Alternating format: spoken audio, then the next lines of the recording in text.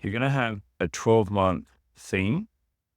And then along those 12 months, you're going to have these milestones, which make up your quarters. And you may have an idea of what's going to happen.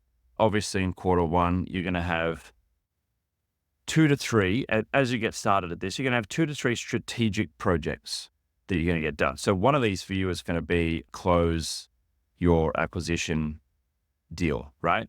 That's going to be one of your strategic projects that you're working on at the moment. You definitely know in Q2, although we're part the way through the year, depending on where your financial year or your planning year sits, right? So you're working Q3, Q4 at the moment, aren't you? So let's see if we can move these over.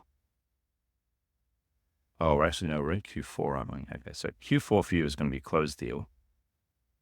And then Q1 of next year is going to be integrate the new location.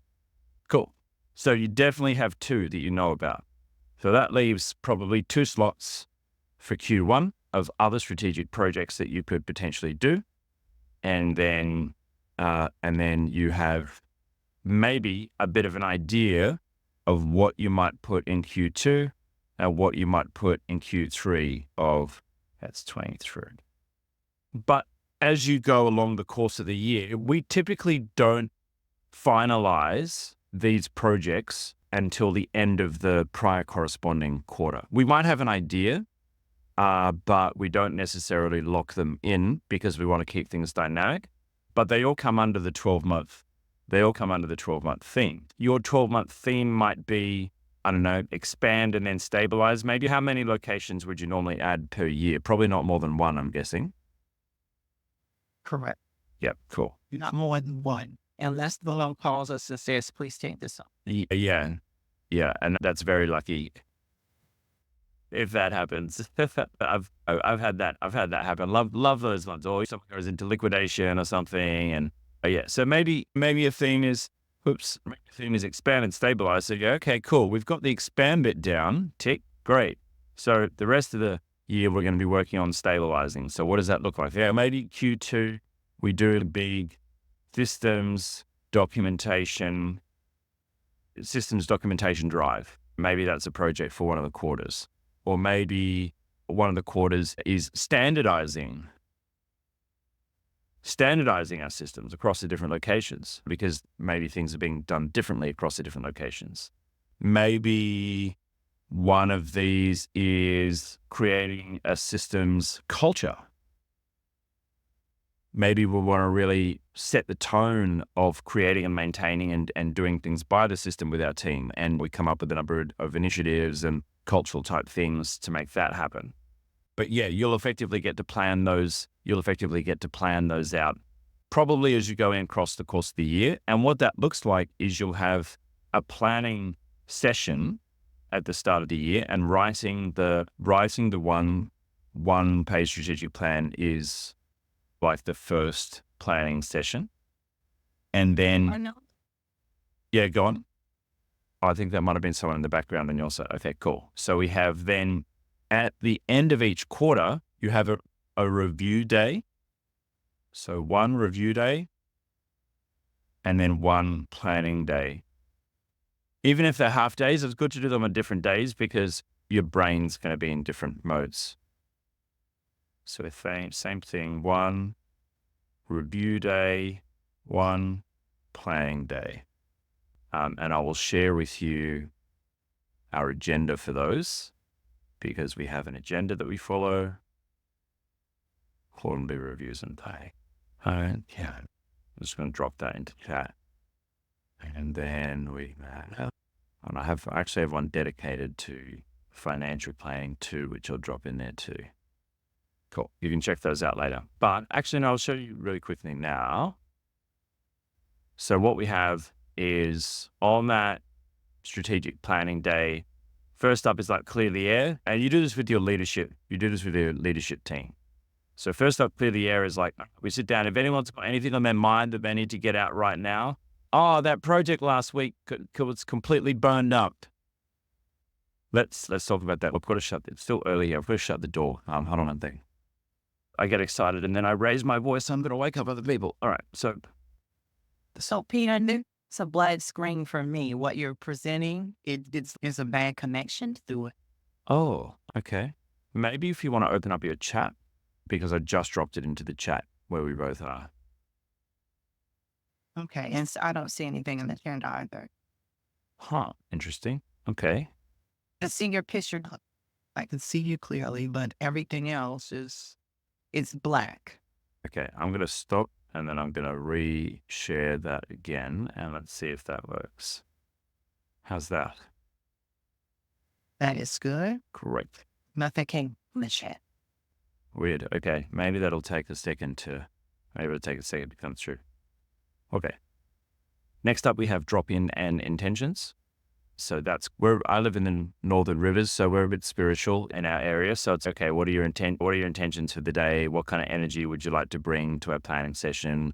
We might do a little meditation or a breath work exercise. The point of that is to get people out of work mode. People will quite often just show up and they're in work mode to them it's like a regular day and it's no. This is a special day. We need to think strategically, so we need to get all the day-to-day stuff out. Open discussion on big issues is just open talking about, hey, where do we think the business is at? Where do we think our biggest challenges are as a team right now? What should we be working on together as a team? And someone scribing and documenting those, and that might be you. Just making notes of like, all right, cool. What are the big things that are on people's minds right now? Because you're going to have more issues than you'll be able to put into the strategic projects. But you do want to have them documented, so you've got a good idea of that. Your team will feel really invested in the plan if they feel they've had an opportunity to air out what issues are on their mind. Whether or not you specifically putting in place a project to tackle that particular issue for an individual, they will feel like, oh, great, I've been heard and something will be done about it because now it's on the radar. Then we'll do a round. Okay, we call it a retrospective, like looking back on the previous quarter or the previous period. What went well? What should we improve? What are you looking forward to in the future? So that's just each person gets to do that check-in. We'll then specifically review any past strategic projects. So each project should have a measure of success, maybe a KPI or something attached to it. It'll have a progress towards completion, and we're just actually reviewing those. Intention, action, results, learnings. That's basically, okay, what was the intention of the project? What actions did you take? What results did you get? What learnings did you get? Pretty straightforward. Celebrating wins. So everyone, hey, well done. And that's got to be in there. Make sure that's in there. Then we get into some of the more practical stuff. So reviewing of previous periods' budget and any variance from actuals. This may be done separately in your finance meeting, but that may happen in this meeting as well. That's fine. And then what I would normally do is look at our KPIs, like number of products we've sold, how the business is tracking towards our growth goals, where we're at on the road to our big goals. Because our big goal might be have 10,000 customers. Our big goal is we want to have 250,000 licenses under management. And we've got 25,000 at the moment. That's like a 10x stretch goal. So we look at that, we go, okay, cool. How are we tracking? How are we tracking towards that? Okay, we added 3,000 licenses or we added 5,000 licenses in the last year. How are we tracking towards the big goals?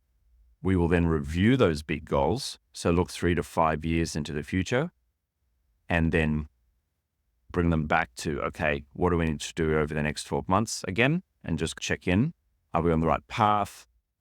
Are we adapting strategically? For us, one of the big ones is entering the US market and having resources available for US time zones, because 2 years ago, I started having 30% of our YouTube audience coming from the US, and we were like, oh, wow, geez. Okay, we better respond. Yeah, we've been in the process of spinning up sales staff and support staff and everything else for concierge to be able to work really well. And eventually we'll go to 24 hours. We're working on that bit by bit. Cool. Reset any KPIs or targets that need to be reset. And then from there, ideally, you'll have 2 or 3 strategic kind of themes or projects fall out of all of this work. And you're more going to be planning on them on the planning day and actually planning out and articulating what they look like.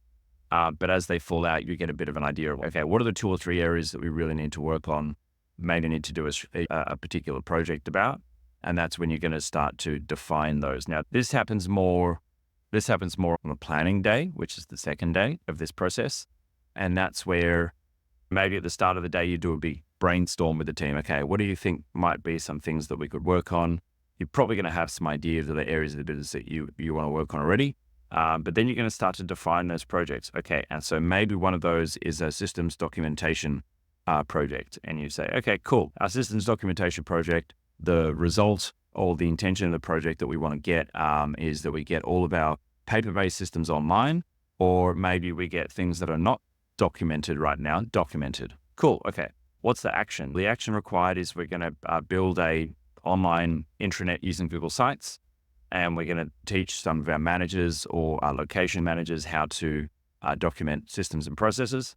And then we're going to have them start to document some things. Cool. How can we measure our results? We want to have at least one process documented per week per location.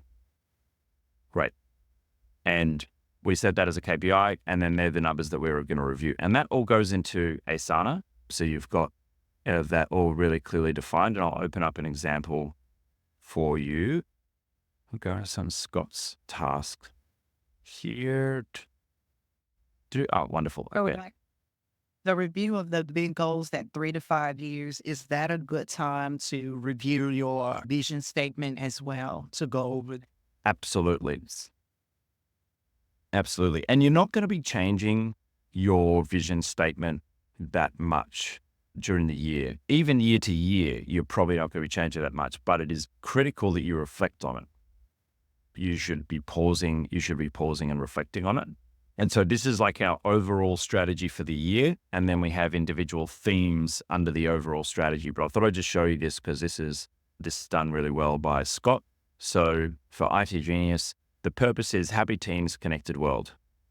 What that basically means is we believe if we can create more productive work teams, people will enjoy their work more, and that's going to reverberate out into their home lives, family lives, for both entrepreneurs, but also for their teams that are part of that. So that's what we feel is our contribution and our purpose to the world. Our mission is help small business owners play a bigger game. So help small business owners compete better, help them build better businesses and therefore better teams. And that's gonna meet our purpose. So we've got clear 5-year goal, clear 1-year goal. We've got key initiatives defined, which are our sub projects, which I'll show you one of those in a moment. And then we've got, just the notes. We've got some numbers. Okay, what are the actual numbers that we want to look for to achieve this? What are the specific strategic objectives that will help us to achieve that?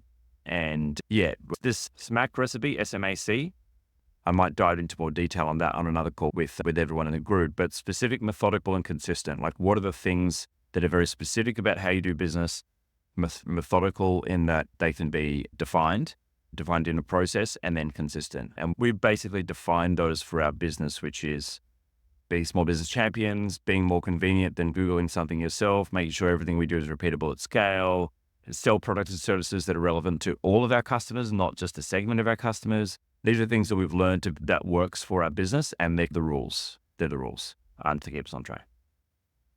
And then if you look at like an individual one here, let me see one that's maybe got some KPIs in there as well. US market development.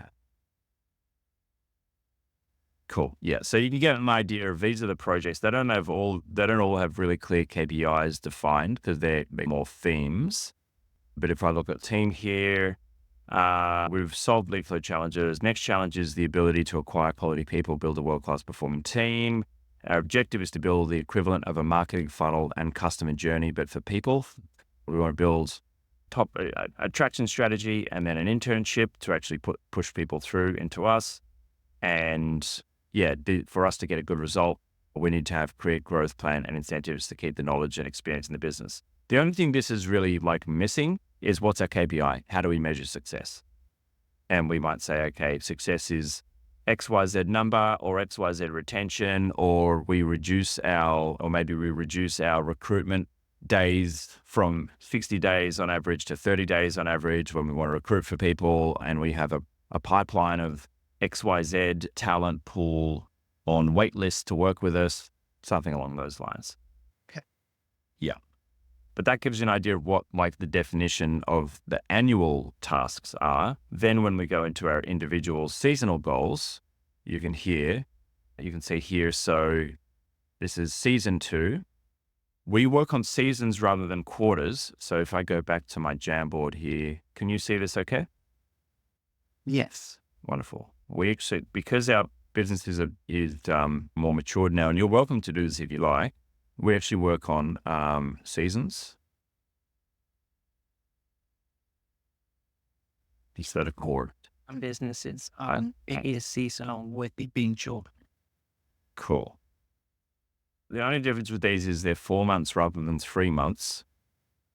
And what I like about seasons is because you've got 4 months in here, you've got month 1, month 2, month 3, and month 4. And it's like the work with seasons goes up.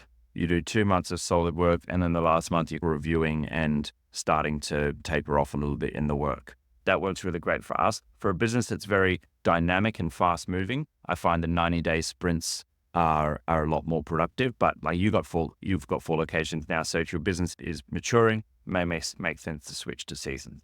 But that's basically what this is here. So season 2, and just to make it more confusing for you, we do everything on our Australian financial year, which is July to June.